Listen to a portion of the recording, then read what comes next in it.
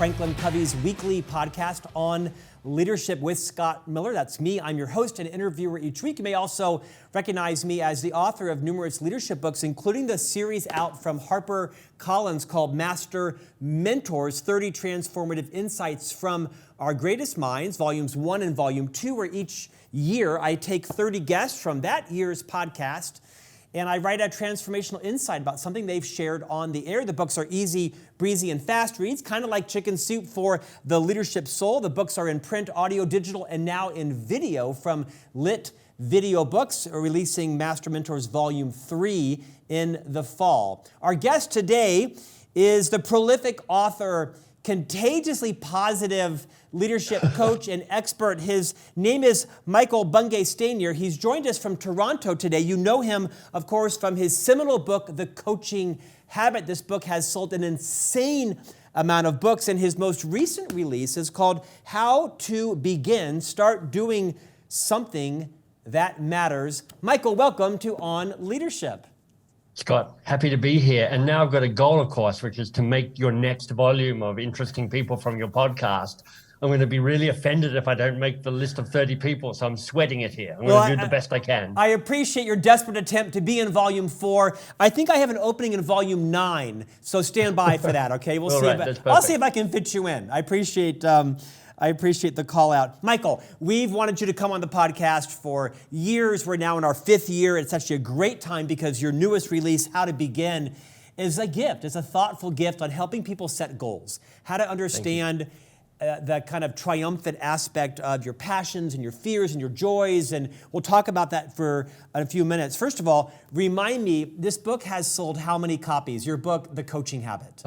I've lost track a little bit, but it's somewhere between 1.2 and 1.5 million copies, which is, if anybody knows anything about books, that's about 1.2 to 1.5 million copies more than I was expecting it to sell, especially because it's self-published, which makes it even more remarkable. But yeah, this book has really just taken off. What did you do with all the money? It wasn't get a great background for your podcast. What did you do with all that money? I'm actually filming this from my personal satellite / space shuttle up in space at the moment. That's where it went. And this shirt, I mean, it looks like cotton, but it's actually made out of beaten titanium. So I've been spending it on trivial stuff.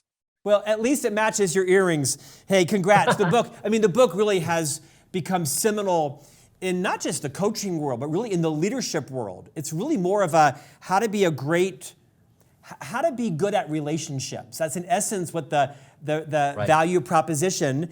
I don't know anybody who isn't either a coach or coaching in their role as leader that probably hasn't read this book. Right. Talk a bit about the big learnings from The Coaching Habit. Sure. The starting point is to realize, just as you've said, Scott, that for anybody in the world of leadership today, you have to have coaching or being more coach-like as part of your repertoire. It's not the only thing you do, but it needs to be something that you want to do. And for a lot of people, coaching comes with a lot of baggage. Like it's weird, it's HR, it's touchy-feely, it's people in kind of pastel caftans and incense. And they're like, I'm a normal person doing a normal job. I don't want woo-woo, I want something practical. So the real goal with this book was to unweird coaching for people so that they could make it an everyday way of showing up. So we even stopped using the word coaching because lots of people don't want to be coaches. They just want to be them doing their job in their role. So I'm like, how do you be more coach-like? And the key insight, the key behavior change actually is this. Can you stay curious a little bit longer? Can you rush to action and advice giving a little bit more slowly? Because people are advice giving maniacs. Somebody starts talking in 3 seconds into the conversation, you're like, oh, I think I know what I need to tell them. So now you're fake listening while you're just waiting for them to get to the end of it. And then you interrupt and you tell them the thing that they want to do. And whilst there is always a place for advice, it's just a little later than you think. So it's not never give advice, that would be stupid advice, but it's can you just stay curious a little bit longer? Can you rush to action and advice giving a bit more slowly? And the book kind of lays out what I think are the 7 essential questions to help you do that. Michael, we're going to spend most of our time today talking about goal setting and how to begin. This book we just talked about, The Coaching Habit. The tagline is say less, ask more, and change the way you lead forever. About 2 weeks ago, I saw Adam Grant. I think it was on the CBS Sunday morning program. We interviewed Adam in the last year, and one of his sound bites was that most of the advice we give others is, in essence, the advice we should take ourselves. Will you talk a little bit about what are a couple of really profound tips that our listeners and viewers might be thinking about today to implement the tagline of your book, Say Less, Ask More, and Change the Way You Lead Forever? Well, there's a tactical level, and then there's a kind of deeper self-work level. The tactical level is to have a couple of go-to questions that you really love and just practice asking them a bit more often. You know, one of the questions in the book, a question I say is actually the best coaching question in the world, is simply, and what else? And the insight behind that question is their first answer is never their only answer, and it's rarely their best answer. But because we're wired the way we are, so often we accelerate into, oh, they've given me an answer, let's go with that. And one of the most powerful ways of taming your advice monster is to stay curious by asking, and what else? The other tip I might give you is to pick two of the other questions from the book, the kickstart question and the learning question, which are the first and the seventh question in the book. The kickstart question is just a great way to start most conversations, which is, what's on your mind? When you ask that question, you get into the juicy part of the conversation more quickly. It can revolutionize those tedious one-to-one meetings that you might be having. And then the learning question, which is what was most useful or most valuable here for you, is how you stick the landing, how you help the learning and the wisdom and the aha moments truly sink in. So if you start and finish with a question and add, and what else in the middle, you're a long way down the path to staying curious a little bit longer. Michael, riff a little bit on the concept of the advice monster. I've practiced this a little bit with my wife, Stephanie, full-time stay-at-home mom, very competent, well-educated, and she'll mention to me sometimes a problem she's experiencing or some conflict she's got going on with a friend or a family member. And in my attempt not to give her any advice, I also say nothing. And that silence is kind of conspicuous, because then she'll say to me, did you not hear what I say? And if I say, and my response might be, yes, I don't know that I have any advice for you. Yeah. Well, of course I do, but I won't experience that wrath by giving her the advice. So there's different ways to approach this monster. Riff on the advice monster. Yeah, you know, I love your awareness of it, because awareness is actually more than half the battle. So if there are three advice monsters. Tell it, save it, and control it. Tell it is that kind of nagging part of your brain that says, if you're not telling them the answer, you're not adding value, you're not doing your job, you're failing. Save it is the sense that if I don't make everybody feel safe and make it easy for people, if I'm not protecting everybody from everything, then I'm failing. And then control it is, if I don't have my hand on the steering wheel, chaos is going to come and I'm going to fail. So I've got to control everything. So those are kind of the deeper, to get into jargon, kind of ego states that drive our advice monster. But Scott, for you and your wife, when your wife says something and you're like, oh, I can feel the need to give her advice, but I know that's probably not what she's after. So what should I do instead? Well, there are two things you could do. The first is just express empathy. And you can just say, that sounds hard, or that sounds messy, or that sounds complicated, or that must have been difficult, or that must have been tough, or that must have been surprising. You're acknowledging the essential truth of what she's just told you. You're not asking a question, you're not providing solution, you're just helping her be seen and be heard. And then if you're like, I really need to do something here, and you're not sure what to do, well, rather than trying to figure it out yourself, just ask. You go, how can I help? Or what do you want from me? Or what would be the most useful thing that I could do or say right now to help you out with this? And sometimes she'll like, I just need to talk it out. Sometimes she's like, I don't need anything else because I've done what I needed to do. Sometimes she's like, do you have any ideas or solutions around this? So you actually help, you kind of co-create what's best for that conversation. Well, none of that is fun. I want to say to her, well, I hate that person too. Let's go slash her tires. That's much more fun. Well, that might work as well. I mean, who knows? Strangely, it doesn't But you can do that. You can like, yeah, man, that sounds terrible. I experience her as an awful person as well. I'd be frustrated as well. You're not telling her what to do. You're just saying, man, I get it. I really get it. That must be hard for you as well. We're here today with marriage therapist Michael. Okay, let's talk. So let's talk about this current book because I think it's got a great purpose for all of us to sort of focus our passions on doing something great. Now, here's why I say that. Today is Tuesday. We're taping this interview on a Tuesday, and I read your book this past Saturday.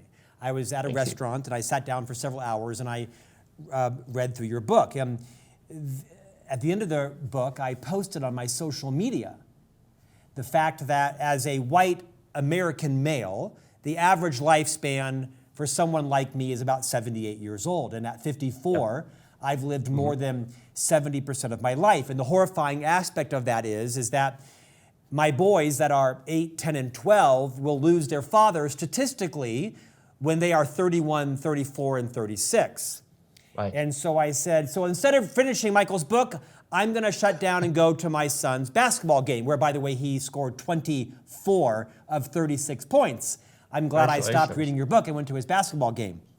And then, of course, the social vitriol came. No, because of your wealth, you'll live to 88, which was horrifying, living to 88. My point is this.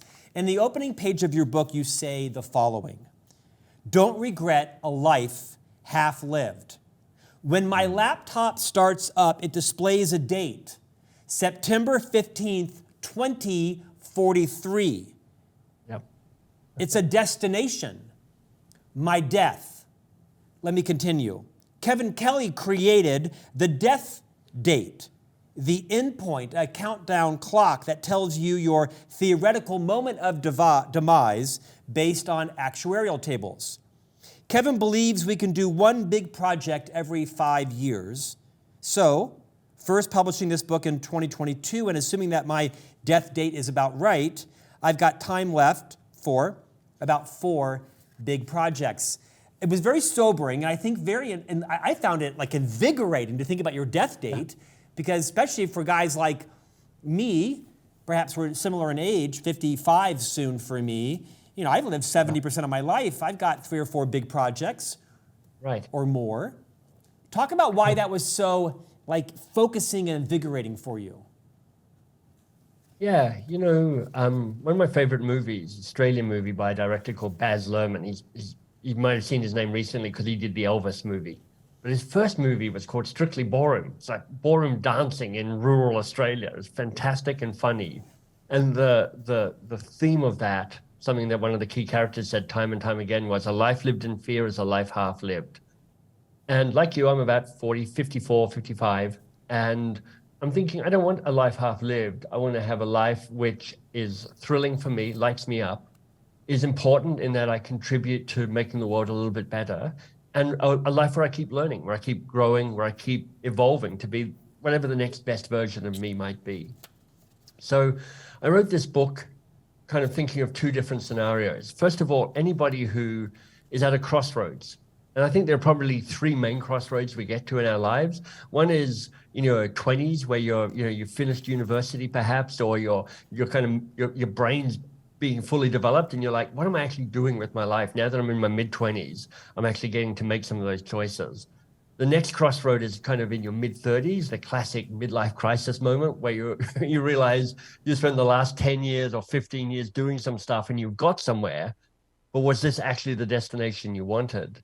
And then the final crossroad is where you and I are, Scott, which in our 50s, we might be coming to kind of towards the end of a successful career, or maybe we're empty nesters for the first time. But you're now thinking, I've got a good 20 years left. I don't want to play golf the whole time. I want to do something more than that. So it was about helping people find a worthy goal. That's the key concept in this book, a worthy goal to channel your heart and your resource and your time and your effort so that you can find something thrilling for you, important for the world, and daunting, that keeping you on your own learning growth. Michael, I think the timing of this conversation is especially prescient because I don't know of an adult that didn't come out of the pandemic having their values just, rocked. Recently, Lisa Marie Presley passed in her 50s, 54. And although she and I have nothing in common in terms of our lifestyle. I can Oh, assure come you. on, your sultry eyes, your pouty lips. Well, You've the got- you sultry are. eyes, sultry eyes is common, but our lifestyle beyond that, I'm sure, had nothing in common. I don't know much about the nature of her death other than what's been reported in the press. But it certainly shook me to my core because my father passed this past summer, about 7 months ago, in his mid-80s, and it just has me thinking about my own mortality, right? And how much time do I want to spend in email versus playing kickball with my boys, and how much should I be spending investing in my 401k versus going on vacation? And so I'm kind of having that I wouldn't call it a midlife crisis. I just have it. I call it kind of a crisis of priorities, in a good way, in a crisis of how do I want to spend my time. We're going to talk about goal setting in a moment here, but to what extent have you had a similar kind of journey where you recognize you've lived more than half of your life as well, and how are you choosing to prioritize where you spend your time? Yeah, and my dad died a year and a half ago as well, so we've got this kind of common mortality moment where we're like, okay, I'm the oldest child, so I'm the eldest son. It's now getting real around that. So they say you write the books that you need. So I've used this model in the How to Begin book for my own thinking. And there are 3 places that you can think about a worthy goal. One is what you're doing. One is the relationships you have. And the third is who you're being. And I've tried to go to the who am I being and ask myself, what would it mean to be a writer? Now that's surprising because I've got 7 or 8 books that I've written, so I'm clearly an author. But I've written those books squeezed in around, doing emails and doing all sorts of other stuff. And I'm thinking to myself, it feels like calling for me to make writing a more central part of my identity. And then what flows from that is the relationships I have and the work that I do and how I structure my days and what I do and what I don't do. So I think that similar quest, which is think about your life, really, no matter where you are in all of this, think about your life and be going, what will grow me? What will fulfill me? What feels like a contribution to the world? For me, writing books is one of the best ways I can make the world a little bit better. And that's the focus for me. It's like, I want to try and be a writer. I'm trying that on as an identity, and I'm seeing the ripples in terms of how I structure my life and what I say no to, because that's another one of the questions from the Coaching Habit book, but it's really appropriate here, which is, if I'm going to say yes to this, what must I say no to? Yeah. And any transition involves a death and a denial and annihilation. You're actually saying no to some stuff so that you can step into the future version of who you are. I can relate to that. Every yes is a no to something else. One of my favorite podcast guests and authors in humans is a man named John Acuff. He is out of Nashville and has written many books, including one called Finish. And I love this book because he has an exercise: go around your house and find out how many chapsticks you had. Well, we had 43 or 46 chapsticks around our house. I had a big glass jar of all the chapsticks that we've never finished. That explains your gorgeous lips. So there's some upside to that. Once again, thank you for that inappropriate overture. I do, however, I'm pretty good at finishing. But your book is about how to begin. And I think all of us can probably use some motivation there. You open it talking about setting a worthy goal. And there's kind of 3 thoughts. You call them thrilling, important, and daunting. Would you take a couple of minutes on each of them as people are thinking about how to set a worthy goal? Worthy has some gravitas to it. And then take us, as long as you like, through the thrilling, important, and daunting lens. Sure. Yeah, in part, it was a reaction to the whole idea of SMART goals. Like like everybody, I'm experimenting with ChatGPT at the moment, this new AI thing. And I typed in something and said, tell me about goals. And it gave me this long spiel about SMART goals. So if people know anything about goals, they're going to know SMART goals. And I was thinking, I have never liked that model. It's never worked for me. I've never really used it. It's never really stuck. So I wanted to find an alternative to SMART goals, because as well as not quite being able to remember exactly what SMART stands for, one of the things that frustrated me about SMART goals is it didn't speak to ambition. It didn't speak to the bigger picture about what am I really trying to achieve here. It kind of was all about shrinking things down. So in thrilling, important, and daunting, the three attributes of a worthy goal, I'm really trying to tap into the three key strands of something that will make it worthy of your life, worthy of your time, worthy of your focus. It's not a sort of moralistic worthiness. It's, is this worthy for you to actually commit to? So thrilling is the best place to start because it asks the question, really, will this light me up? Does this make you rub your hands together and go, this sounds fantastic? And the insight behind it is that a lot of us inherent goals that we think we should do or we must do, or this is the appropriate thing for me to be doing right now.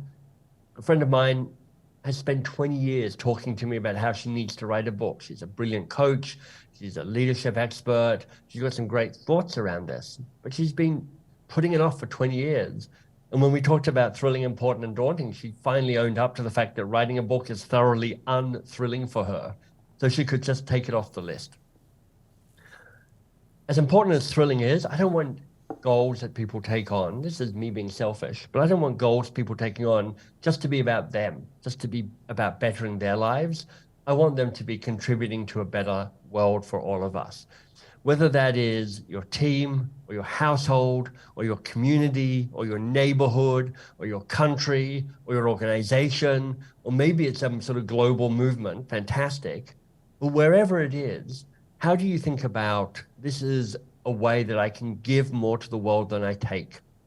That's a quote from Jacqueline Novogratz, who wrote A Manifesto for a Moral Revolution. There's a TED talk around that. But I think that's such a powerful phrase. How do I give more to the world than I take? And it just feels to me that if everybody was oriented to that, this might be a better world for us to live in. So that's thrilling and important. But you could do thrilling and important and still be stuck because you're in your comfort zone. So the third element is to say, how do you find your edge? Because one of my key beliefs and I guess insights from the book is we unlock our greatness by taking on the hard stuff. And daunting is when you go, look, this sounds important and it sounds thrilling, and I don't totally know how to do this. I kind of know how to make the first few steps, but I can't really see how this plays out. I can't really see the end point. But it is in taking on the hard things that we unlock our greatness and we unlock the next best version of who we are. So if you're thinking to yourself, I think I should keep evolving and growing and expanding my potential and my capacity and my courage and all of that, well, then finding something that's going to stretch you is important. And that's the third element: thrilling, important, and then finally daunting. Michael, in our remaining minutes, let's talk about another concept you teach called this, not that. Jim Yes. Collins, Good to Great, Built to Last, How the Mighty Fall, Yep. and so on, talks a lot about your to-do list and your not to-do list. But this is Yeah. a little bit different than that. It's actually grounded in a great story early in your career, the wildly successful and world-renowned launch, I think, of a whiskey brand. Would you maybe retell some of that story, truthfully, Yeah. and talk about how important it is for this exercise to exist, this, not that, as Sure. we're beginning worthy goals in our life? Yeah, so my first job when I finally made it out of university was in the world of innovation and new product development. And I had a small hand in a number of things, such as helping with the stuffed crust pizza launch, and then helping for Diageo, a big whiskey and spirits maker, invent a brand new single malt whiskey for them. This is back in the 90s, before whiskey was cool. That whiskey has gone on to be rated the worst single malt whiskey ever invented. And, I can claim a small role in that. But part of working with brands, which is part of the remit for this company, was you needed to know what a brand was and what it wasn't. And people struggle. If I said to you, what's the essence of Nike or what's the essence of Virgin, you'd either have kind of the obvious cliches or you'd be stuck. And what people ended up doing to try and create, a metaphor is worth 1,000 words, is create pictures. So, Virgin is high class, not low class. It's Rolls Royce, not Mini Minor. It is, vodka martini, not old-fashioned. And what you're creating are pairs of words that take you closer to the thing and also hold up a contrast to what that thing is not. So you get a sense of the vibe of the brand. And I took it from branding into personal growth, which is like, we have our this, not that. And your this column is a description of you at your best. This is what it looks like when you're showing up, when you're feeling brave, when you're feeling in the zone, when you're feeling in the spotlight, and it's the right spotlight. It's what calls you forth. And not that. It's not when you're failing, but when you're kind of 15% off your game. I mean, other people might not even be able to tell, but you know that you're kind of not playing to the person that you actually are. And building out these pairs of words for you allows you more easily to get back to the best version of who you are. And that's important when you think about a worthy goal, because when you take on a worthy goal, it is daunting. You will be under pressure. You will struggle. There will be moments of doubt. There'll be moments where you're like, I am suboptimal in some way, whilst I try and take this important, thrilling, daunting thing on.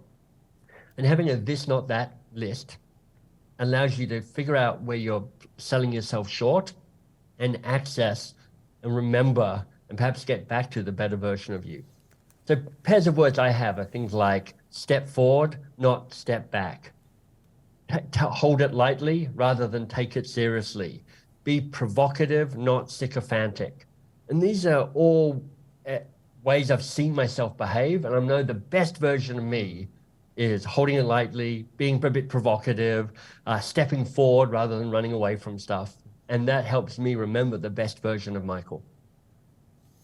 I thought the exercise was brilliant to appeal to your Aussie, Canadian, British use of that word. Really, I have now like a T-chart in my office at my house, this, not that, thinking about how I want to show up, how I want to be known, how I want my friends to refer to me. It's a great exercise. The book is How to Begin, Start Doing Something That Matters Most. Michael, you have a cult following of people that read your books and listen to your podcast and attend your programs. By your calculations, you have 20 years and about 8.5 months left. The clock is ticking, my friend. Your death date is September 15th, 2043. According to you, you've got about maybe 4 big projects left. My guess is you're going to live way beyond that. How old was your father when he passed? He was in his early 80s. Yeah, you got plenty of time. Your death date is premature. You're going to be like 2056, something like that. What's for the legions that follow you and read your books and hang on your words and find your tenacity and your positivity contagious? What's next for you? Well, I have a new book coming out middle of this year called How to Work with Almost Anyone. Right at the start of this conversation, you talked about how the coaching habit was really kind of connecting to how do you build better working relationships with people.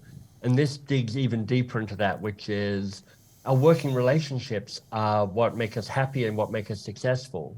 And most of the time, we just cross our fingers and hope for the best. And inevitably, it goes off the rails. And often we don't know what to do when the relationship gets a little bit cracked. So this book offers a process and another 5 good questions to help you build a relationship that is safe and vital and repairable. So that's exciting. So I'm thinking about that. And then next year, 2024, I've got 2 books slated to come out. One, a book on how change works in organization, and one, a book of journals about powerful questions that make you sit down and go, what am I doing and who am I and what really matters? So I'm really trying to get into this writing thing. Having books coming out isn't directly tied to identifying as a writer, but it's not a bad proxy for progress and success.